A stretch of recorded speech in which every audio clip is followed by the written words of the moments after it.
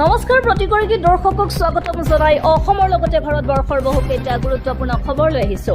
এনে ধৰণৰ খবৰসমূহ প্ৰতিদিনে পাবৰ বাবে আমাৰ চেনেলটো ছাবস্ক্ৰাইব কৰিব লগতে ভিডিঅ'টো লাইক কৰি দিব।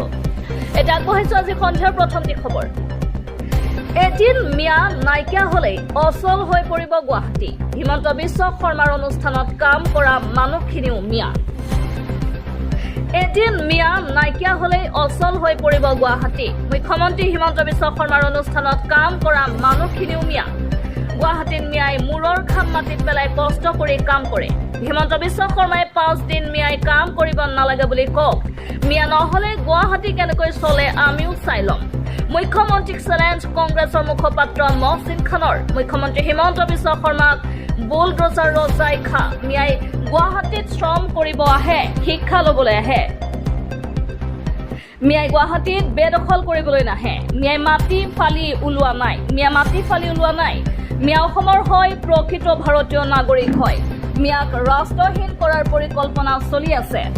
মিয়াই নগাৰ পৰা মাটি কিনি লৈ ৰেং মাইত বহিছিল। মিয়াক টাৰ্গেট কৰি লৈছে হিমন্ত চৰকাৰে। এদিন মিয়া নাইকিয়া হলে অচল হৈ পৰিব গুৱাহাটী।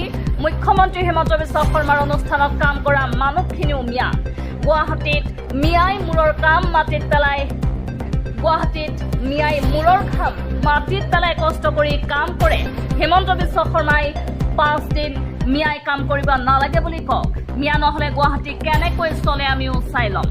মুখ্যমন্ত্ৰীক চেলেঞ্জ কংগ্ৰেছৰ মুখপাত্ৰ মহচিন খানৰ। আগবঢ়াইছো আন এটি খবৰ। অসমত এদিন বিস্ফোৰণ পৰিস্থিতি হ'বই। মাৰাণাস্ত্ৰ থাকিলেহে জীয়াই থাকিব পাৰিব। মই ধৈৰ্য পৰীক্ষা কৰি আছো। অসমত এদিন বিস্ফোৰক পৰিস্থিতি হ'বই। বিস্ফোৰক পৰিস্থিতি হোৱাটো মই বিচাৰো।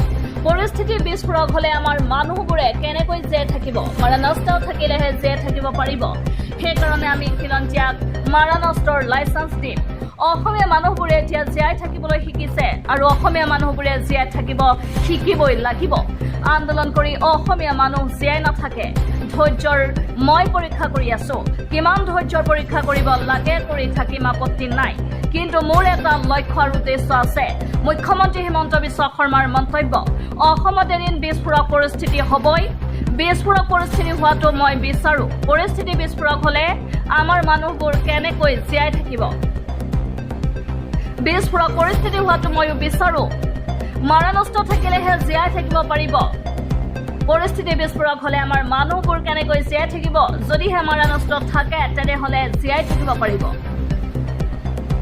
এই মন্তব্য মুখ্যমন্ত্ৰীৰ।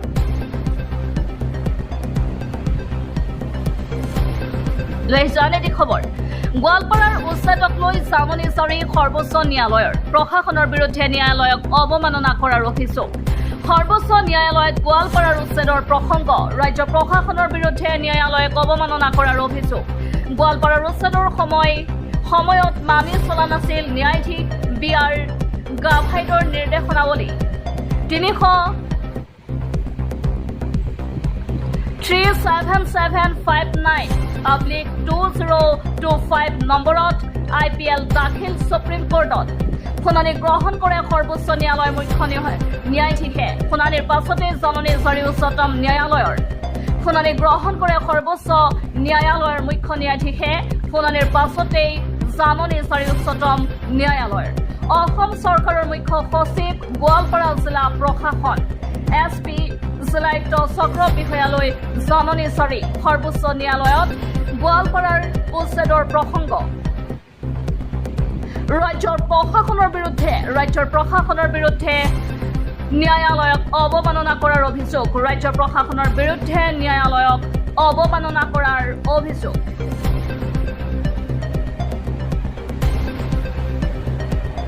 এবাৰ আন এটি খবৰ লৈ আহিছো। অসমত আছে 1 কোটি বাংলাদেশী। ভয়ংকৰ তথ্য ফাদিল মুখ্যমন্ত্ৰীৰ।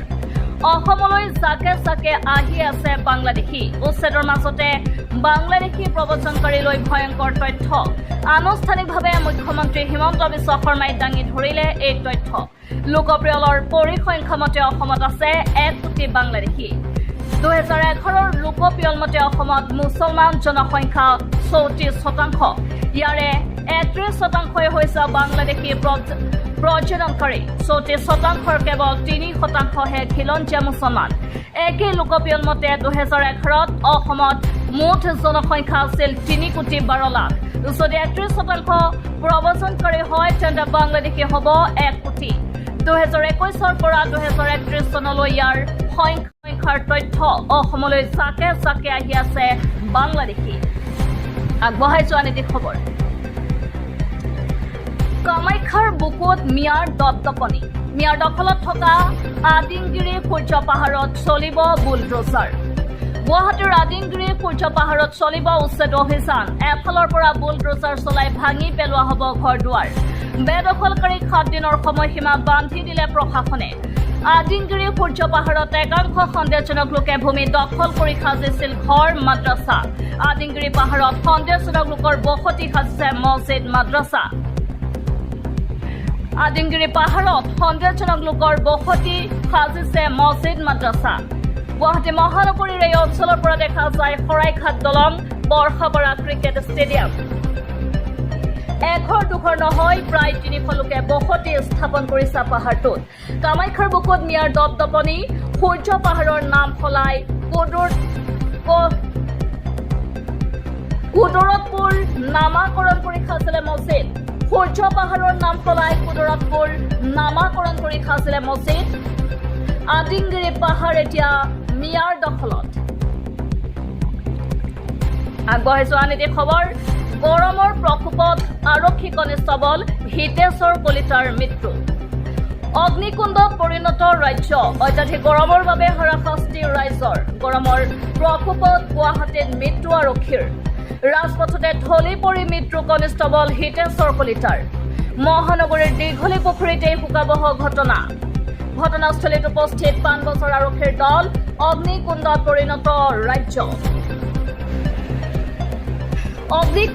পৰিণত ৰাজ্য ৰাজপথতে ঢলি পৰি মৃত্যু কনিষ্টবল হিতেশ্বৰ কলিতাৰ অত্যাধিক গৰমৰ বাবে হাৰাশাস্তি ৰাইজৰ গৰমৰ প্ৰকোপত গুৱাহাটীত মৃত্যু আৰক্ষীৰ এবাৰ লৈ আহিছো অন্যটি খবৰ স্মাৰ্ট মিটাৰ নহয় গ্ৰাহকে পাব পুৰণি ডিজিটেল মিটাৰ আকৌ পুৰণি ডিজিটেল মিটাৰ লাভ কৰিব নতুন বিদ্যুৎ গ্ৰাহকে এপিডিচিএলৰ আনুষ্ঠানিক বৃহৎ সিদ্ধান্ত প্ৰিপেইড স্মাৰ্ট মিটাৰ নহয় নতুন গ্ৰাহকে পাব পুৰণি ডিজিটেল মিটাৰ বিচাৰিলে বিদ্যুতৰ নতুন গ্ৰাহকে পাব পুৰণি ডিজিটেল মিটাৰ ৰাজ্যৰ নতুন গ্ৰাহকক পুৰণি ডিজিটেল মিটাৰ দিয়াৰ নিৰ্দেশ এপিডিচিএলৰ এখন বিশেষ পত্ৰৰ জৰিয়তে স্মাৰ্ট মিটাৰৰ খেলিমেলিক লৈ পৰোক্ষ স্বীকাৰ এপিডিচিএলৰ পুৰণি গ্ৰাহকসকলে লাভ নকৰিব এপিডিচিএলৰ পোষ্টপেইড মিটাৰৰ অফাৰ জীৱনধাৰা আৰু ডমেষ্টিক শ্ৰেণীৰ গাঁও অঞ্চলৰ গ্ৰাহকে পাব এই সুবিধা